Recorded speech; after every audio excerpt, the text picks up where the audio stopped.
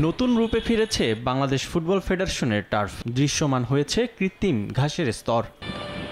নতুন সংস্কার কাজে অনেকটা সময় বিলম্ব হলেও শেষ দিকে বেড়েছে ব্যস্ততা। ফিফা থেকে অনুমোদন পাওয়ায় ইতোমধ্যে টার্ফ বসানোর কাজ শুরু করেছে ঠিকাদার প্রতিষ্ঠান। আবহাওয়া অনুকূলে থাকলে চলতি মাসের মধ্যে খেলার জন্য প্রস্তুত হবে মাঠটি। ফিফা থেকে সাব-22-এর যে টেস্টগুলো ছিল সেগুলোর অ্যাপ্রুভাল আমরা পেয়ে গেছি। টেস্ট রিপোর্ট দেখার পর অ্যাপ্রুভাল পাওয়ার পরপরই আমরা টার্ফ প্লে শুরু করে দিয়েছি। তো আমরা আশা করতেছি আজকে যে ওয়েদারটা আমরা দেখতেছি এরকম ওয়েদার হলে আর 5-6 দিনের কাজ আছে। আশা করতেছি 30-31 তারিখের মধ্যে শেষ হয়ে যাবে এই মাঠটা। সংস্কার প্রকল্পে বাফুফে টার্ফ মাঠের পাশাপাশি কমলাপুর স্টেডিয়ামটিও আছে।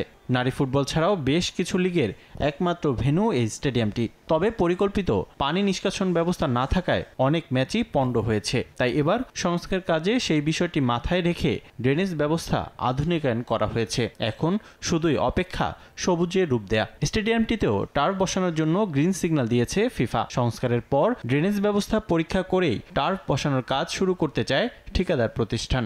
সেপ্টেম্বরের মধ্যে কাজ শেষ করে দুটি মাঠ বাফুফেকে হস্তান্তর করা নিয়ে আশাবাদী গ্রিনফিল্ডস।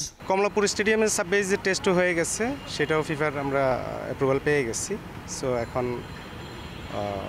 1 তারিখের মধ্যেই আমরা এইটার লে করা শেষ হইলে আমরা ওইখানে শুরু করে দিব। বিগত বছরগুলোতে ফুটবলারদের জন্য বিস্ফোরা ছিল কমলাপুর স্টেডিয়ামের টার্ফ, যেখানে খেলে অনেককেই ইনজুরিতে পড়তে হয়েছে। খেলোয়াড়দের কথা চিন্তা করে তাই এবার স্ট্রাকচারেও পরিবর্তন আনা হয়েছে, যেখানে ইনজুরি সমস্যা কাটবে ফুটবলারদের। প্লেয়ারদের উপযোগী, প্লেয়ারদের নিরাপত্তা, সেফটি দেখেই কিন্তু ফিফা এই গাইডলাইনগুলো দিয়ে এই প্রোডাক্টগুলো সিলেক্ট করে।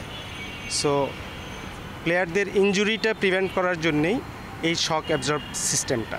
মাঠ হস্তান্তরের সময় টার্ফ ব্যবহারের বিধি নিষেধ বাফুফেকে দিয়ে রাখবে ঠিকাদার প্রতিষ্ঠান।